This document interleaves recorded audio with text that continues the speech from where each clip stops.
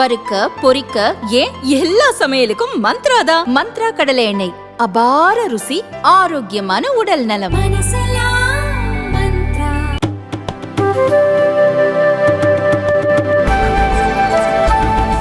அரசு வழங்கும் 6000 ரூபாய் வெள்ள நிவாரண நிதி டாஸ்மாக் கடைகளுக்கு செல்லாமல் இருப்பதை அரசு உறுதி செய்ய வேண்டும் என்று பாமக தலைவர் அன்புமணி வலியுறுத்தியுள்ளார்.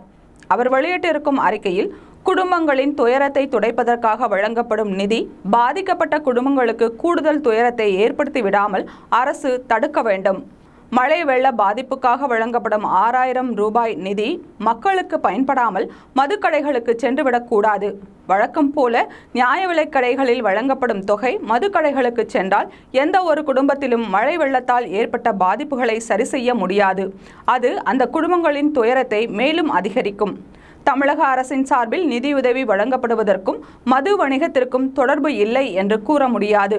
கடந்த காலங்களில் பொங்கல் பரிசு, மகளிர் உரிமை தொகை, வெள்ள நிவாரணம் என நிதியுதவி வழங்கப்பட்ட காலங்களில் எல்லாம் வணிக ரீதியாக பயனடைந்தது மதுக்கடைகள் மட்டும்தான். தமிழ்நாட்டின் மது வணிகம் குறித்த புள்ளி விவரங்கள் இதை உறுதி செய்யும். அதனால் கடந்த காலங்களில் நடந்த அதே தவறு இப்போதும் மீண்டும் நடப்பதற்கு தமிழக அரசு வாய்ப்பை ஏற்படுத்திவிடக்கூடாது.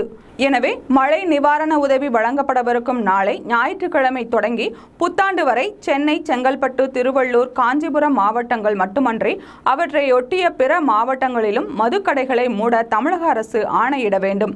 அதன் மூலம் தமிழக அரசால் வழங்கப்படும் 6000 ரூபாய் நிதி குடிக்கு செல்லாமல் குடும்ப செலவுகளுக்கு மட்டும் பயன்படுத்தப்படுவதை தமிழ்நாடு அரசு உறுதி செய்ய வேண்டும் என்று வலியுறுத்தியுள்ளார்.